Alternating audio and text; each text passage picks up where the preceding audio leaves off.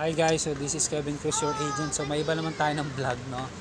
So sa likod ko is yung yan, mga bond paper, notebook, folder. Ayan. So dito kami ngayon sa City King, Naik Cavite, malapit sa Naik Public Market. And blue. Red and blue. Hi guys, so dito kami ngayon sa City King. So may Naik, tabi ng Naik Public Market. So yan yung mga notebook since magpapasukan na. Ayan. So ito yung mga plastic cover. Ayan. Ito yung mga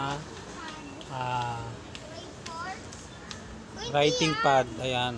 So mga writing pad, 1/2, 1/4. Ayan. Whole bond paper, whole writing pad.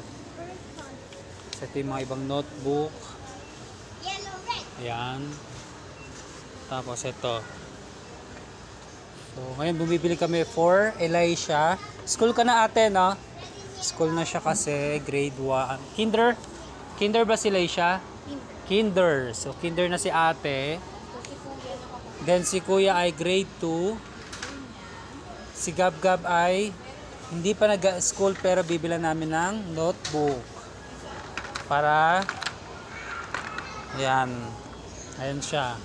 Gusto rin daw niya mag-school na. Gusto mo na mag-school? So ito yung mga presyo. Ayan. 29 pesos. Ano to? Hot big yarn with yarn. Big spiral 29. Double loop big 35. Big yarn with cover 38. Big yarn diamond 35. Sprint ano to? Bright yarn with cover 34. 33, 32. Then advanced color of life with yarn 30. 30 yung with spiral. Notebook with spiral 29. Ayan, tapos Aspire notebook with yarn 29. Ayan, C-Notes, so University Spiral 29, University Yarn 30, and Neon Notebook 25. Ayan, Top Line Advantage Spiral 26. So dito lang yan sa City King, Naik Cavite. So guys, ito pa yung ibang mga notebook for ano to, I think mga pang kinder, then grade 1 to 3.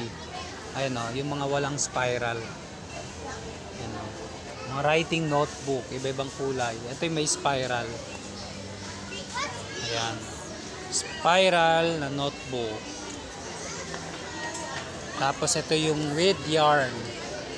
Ayan. So ang with yarn nila is ito yung presyo. Screenshot nyo na lang. Ayan. Yan yung mga presyo ng notebook. So sa tapat niya is mga touchy case, lunchbox, calculator. Ang ganda.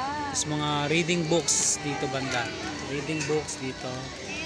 Tapos ito mga stationery. I think school supplies din to, no? Naka-bundle. Naka-bundle na yung ano niya, yung kanyang school supplies. Contains, ayan, composition notebook, pad paper, pencil, sharpener, crayons, white folder, envelope, and ruler. So isang set na siya. Magkano? Magkano to? So ano siya, 99 pesos. Ayan, 99 pesos. Isang set na siya ng school supplies. Ayan. Marami ang stock. So dito sa kabila mga envelope naman to. Iba-ibang kulay. Ayan, expanded envelope, short, yan. Tapos brown envelope. Ay long na, yan. Tapos ito mga writing pad. Iba-ibang klase. Pang grade 2, grade 1, grade 3, grade 4, intermediate pad, yan. Ito mga pang, I think college to and high school. Yung yellow pad na yan. Isang rim ng bond paper. So, ito naman nabili namin. Isang rim na, kuya.